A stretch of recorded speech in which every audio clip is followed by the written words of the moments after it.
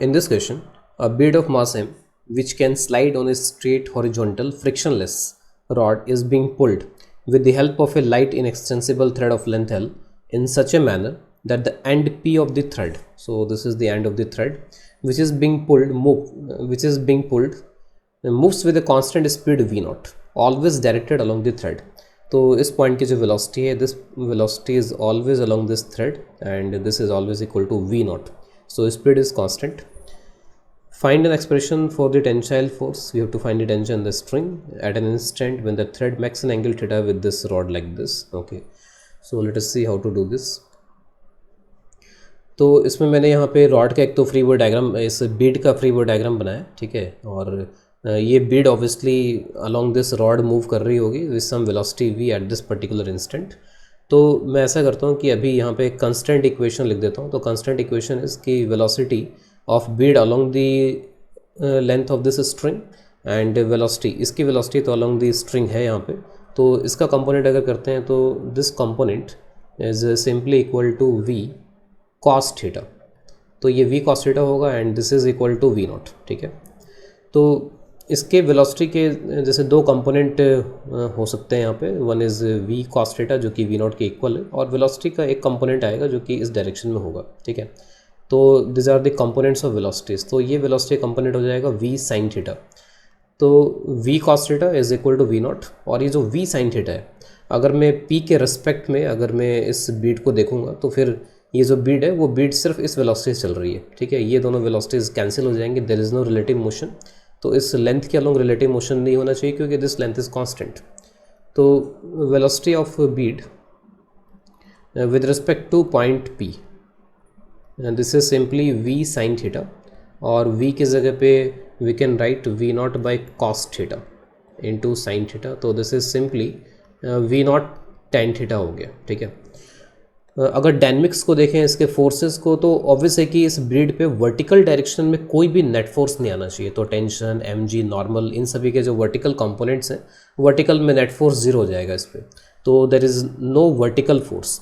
जो भी मैं यहाँ बात कर रहा हूँ सब कुछ ग्राउंड के फ्रेम में बात कर रहा हूँ. तो ग्राउंड के फ्रेम में there is no vertical force on this Beed.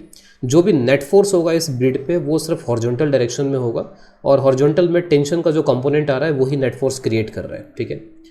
तो नेट फोर्स ग्राउंड या लैब के फ्रेम में बात कर रहे हैं, तो in lab frame is t sin theta. तो this net force is t sin theta on the bead.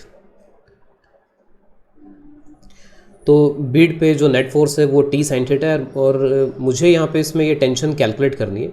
तो ज़्यादा अच्छा तरीका हमारे पास में ये रहेगा कि मैं इस P के फ्रेम में चला जाऊँ, ठीक है. और P के फ्रेम में जब मैं जाऊँगा तो P के फ्रेम में ऑब्वियसली क्योंकि ये लेंथ कांस्टेंट है, तो अगर ये लेंथ कांस्टेंट है तो P के फ्रेम में, इस P पॉइंट के फ्रेम में ये जो बीड है उस बीड का सर्कुलर मोशन होगा. तो Beed will perform circular motion, और P के फ्रेम में इस पर्टिकुलर टाइम पे जो ये बीड सर्कुलर मोशन कर रहा है वेलोसिटी हो जाएगी v sin theta, and this v sin theta is equal to v naught tan theta, ठीक है. और P का जो फ्रेम है ऑब्वियसली वो फ्रेम इनर्शियल नहीं होगा, P का फ्रेम नॉन इनर्शियल होगा क्योंकि इसकी स्पीड तो कांस्टेंट है. Speed along the length of the string रहेगी हमेशा, तो वो तो कांस्टेंट रहेगी, लेकिन डायरेक्शन चेंज होगा, ठीक है. तो इसके पास में एक नॉर्मल एक्सेलरेशन होगा जो कि इधर या इधर कहीं पर भी हो सकता है, लेकिन इस क्वेश्चन को सॉल्व करने के लिए हमें उसकी ज़रूरत नहीं पड़ेगी. तो P का फ्रेम नॉन इनर्शियल होगा और इसका एक एक्सेलरेशन होगा परपेंडिकुलर टू द स्ट्रिंग, ठीक है. और उसकी वजह से मेरे को यहाँ पर एक सूडो फोर्स बेस पे लगाना पड़ेगा, लेकिन उस सूडो फोर्स की कोई ज़रूरत नहीं होगी इस टेंशन की कैलकुलेशन में. तो लेट अस सी कि कैसे कर सकते हैं इसको. तो with respect to P, bead performs circular motion, क्योंकि डिस्टेंस हमेशा कांस्टेंट रहनी चाहिए और उसके लिए सर्कुलर मोशन ऑब्वियस बात होगा. तो बीड परफॉर्म्स सर्कुलर मोशन. तो अगर बीड सर्कुलर मोशन करती है तो मैं सर्कुलर मोशन की यहाँ पे इक्वेशन यूज़ करूँगा, and let us draw the free body diagram of the bead.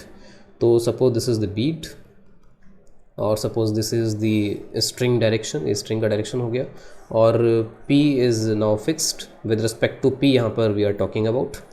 तो अब देखिए यहाँ पे इस बीड पे जो नेट रियल फोर्स है, ठीक है, I am using the word real. तो B पे जो नेट रियल फोर्स है वो ये है, और वो along the length of the rod होगा, and this force is equal to, sorry यहाँ पे टी साइन थीटा मैंने लिख दिया, टी साइन थीटा नहीं है, टी का जो कंपोनेंट आ रहा है वो कॉस थीटा आ रहा है, तो लेट अस करेक्ट दिस, तो ये टी कॉस थीटा होना चाहिए, तो this would be equal to t cos theta, तो टी कॉस थीटा यहाँ पे फोर्स लग रहा है, तो this is t cos theta, तो t cos theta is the real force.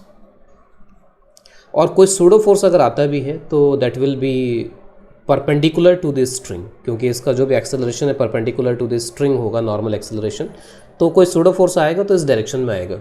और मैं इस डायरेक्शन में इक्वेशन नहीं लिख रहा हूँ, मैं इसके परपेंडिकुलर इक्वेशन लिख रहा हूँ, I am writing the equation along this string, ठीक है, तो अलोंग दिस स्ट्रिंग इसका कोई कंपोनेंट नहीं आएगा, ठीक है। तो this is the net real force, this is the net real force which is t cos theta, इस टी कॉस थीटा का कंपोनेंट इस डायरेक्शन में आएगा, ठीक है। तो इस एंगल को थीटा यहाँ पे लिख लेते हैं, तो दिस इज थीटा, और इसका जो कंपोनेंट होगा इस डायरेक्शन में that will B T cos square theta. और जो बीड है, Beed is performing circular motion with how much velocity, तो इसकी जो वेलोसिटी है हमने जस्ट कैलकुलेट करी थी अभी, that is v naught tan theta. तो सर्कुलर मोशन की equation, force toward the centre, तो this force is t cos square theta, and this is mass into acceleration towards the centre, okay, तो acceleration toward the centre is v square by r, तो it is v naught tan theta square divided by the r, r is equal to length l. तो tension यहाँ से काफ़ी easily calculate हो गया, तो M V naught square it is sine square theta, और यहाँ पे डिनोमिनेटर में इट विल बिकम कॉस की power 4 theta, okay. So this is the tension the string, this is the required answer.